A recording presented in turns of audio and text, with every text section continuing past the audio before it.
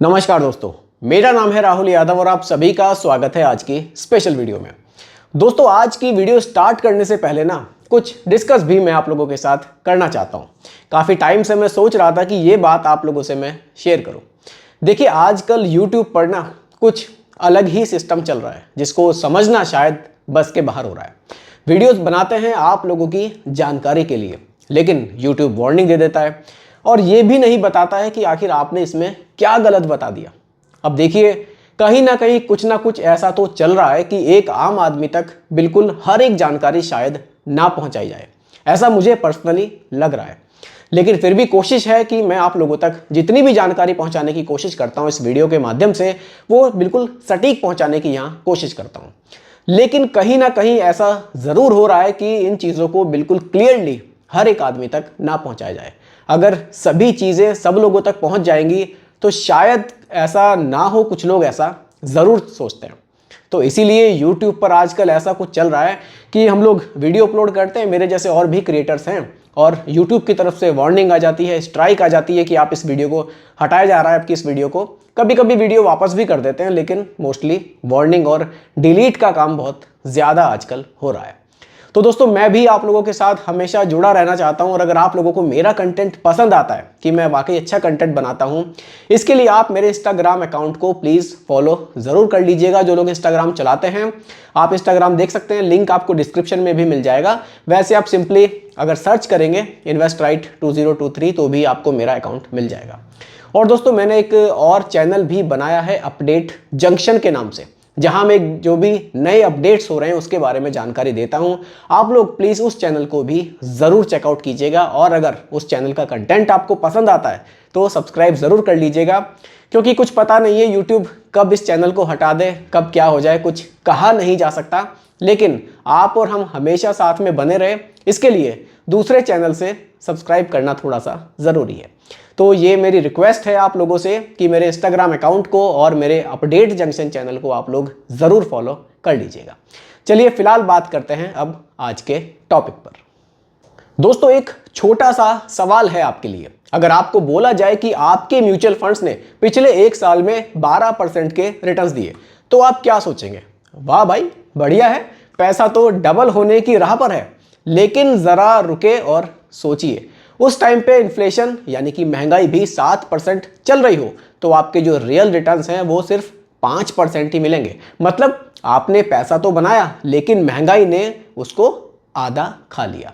तो ये 12% का नंबर सिर्फ एक इल्यूशन तो नहीं। क्या आप वाकई पैसा कमा रहे हैं, या सिर्फ अपने पैसों की वैल्यू ही आप बचा पा रहे हैं? आज के इस वीडियो में हम ये रियल सच को बिल्कुल डिटेल में समझेंगे कि म्यूचुअल फंड के रिटर्न्स के पीछे की असली कहानी आखिर होती क्या है, और कैसे इन्फ्लेशन हर इन्वेस्टर का साइलेंट एनिमी बन जाता है। तो चलिए एक छोटी सी कहानी से हम लोग यहां शुरू करते हैं।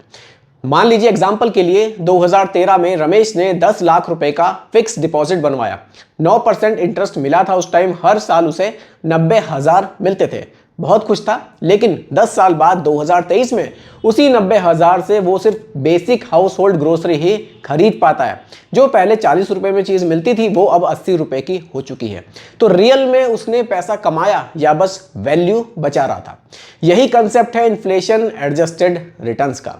अब समझते हैं real returns versus nominal returns. देखिए, रियल रिटर्न्स में क्या फर्क होता है उसको समझिए। नॉमिनल रिटर्न्स का मतलब है जो आपके स्टेटमेंट में दिख रहा है। जैसे कि म्यूचुअल फंड ने बोला हमने आपको 12% के या 13% के रिटर्न्स दिए, पर अगर इन्फ्लेशन 6% है तो आपका जो एक्चुअल रिटर्न्स बनेगा वो 6% माइनस होकर बनेगा। यानी कि 12 मिले तो फिर 6 बचे। यानी पैसा तो आया पर उसकी वैल्यू कम थी। एक और एग्जांपल से समझिए, आपके पास 1 लाख रुपए थे और म्यूचुअल फंड ने उस पर आपको 10% का रिटर्न दिया, यानी कि 1,10,000 बन गए। पर उसी दौरान सब कुछ 7% महंगा हो गया। तो जो आपने 10,000 रुपए कमाए ना, उस 10,000 की जो खरीदने की पावर है वो सिर्फ 3,000 रुपए की ही बची। ऐसे में आपका पैसा ग्रो हुआ या सिर्फ ये एक दिखावा था? इसको समझना जरूरी है। देखिए, इन्फ्लेशन का म्यूचुअल फंड्स पर असर, इसको समझिए। लोग म्यूचुअल फंड में एसआईपी करते हैं, सोचते हैं कि 10,000 की एसआईपी है मंथली, 10 साल में 20 लाख रुपए तो बना ही देगी। लेकिन अगर आपने इन्फ्लेशन एडजस्ट नहीं किया तो ये 20 लाख रुपए सिर्फ नाम का होगा। उसकी जो खरीदने की रियल वैल्यू होगी वो हो सकता है कि 12-13 लाख रुपए के आसपास ही बने। आज से 10 साल पहले जो आप 60 रुपए का पेट्रोल लेते थे, उतना पेट्रोल अब 100 रुपए में मिल रहा है। तो लॉन्ग टर्म इन्वेस्टमेंट प्लानिंग में इन्फ्लेशन का ध्यान रखना एक सबसे इंपॉर्टेंट पार्ट बन जाता है।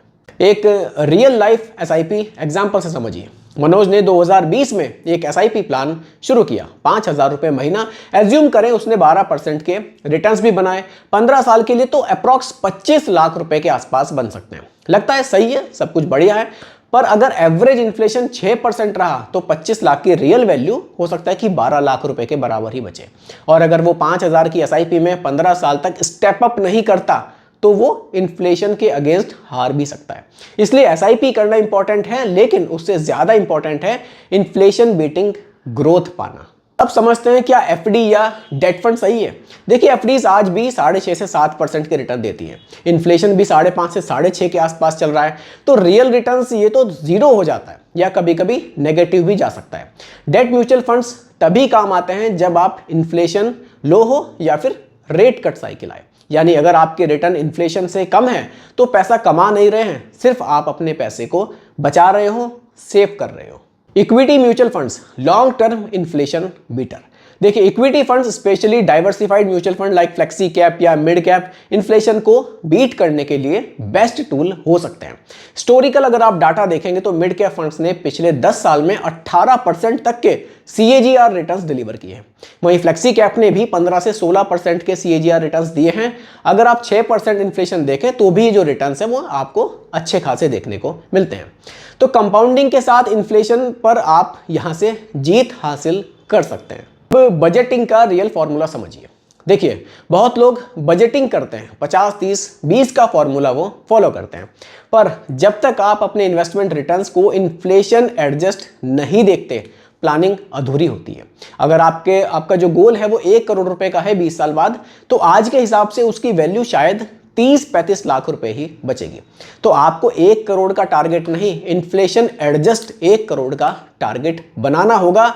तभी आपकी एक्चुअली जो वो प्लानिंग है वो कंप्लीट होगी और उसी के हिसाब से आप अपने एसआईपी के अमाउंट को डिसाइड करें। ये नहीं है कि मुझे 25 साल बाद 1 करोड़ चाहिए, आप उसको आज के 1 करोड़ रुपए मानकर चलें। तो अगले टाइम जब आप म्यूचुअल फंड के रिटर्न्स देखें, सिर्फ 12% का नंबर देख के खुश मत हो जाना। जरा सोचिए, रियल में आपका पैसा की वैल्यू बढ़ी या फिर महंगाई उसे खा गई, इसको समझना थोड़ा जरूरी है। म्यूचुअल फंड में पैसा लगाना अच्छी बात है, सही है, लेकिन इन्फ्लेशन से तेज भागना और सही फंड चुनना और भी ज्यादा इंपॉर्टेंट है। अपने पोर्टफोलियो का एनुअल हेल्थ जरूर आप चेक कीजिए, अपने रिटर्न्स को इन्फ्लेशन से कंपेयर जरूर कीजिए और फिर डिसाइड कीजिए कि क्या जो आप स्ट्रेटजी अपना रहे हैं वो सही है या फिर नहीं है। अगर आपको ये वीडियो इंफॉर्मेटिव लगा हो तो लाइक शेयर जरूर कीजिएगा, और अगर आप चैनल पर नए हैं तो सब्सक्राइब करना बिल्कुल भी मत भूलिएगा। मिलते हैं जल्दी एक और नई वीडियो के साथ। धन्यवाद।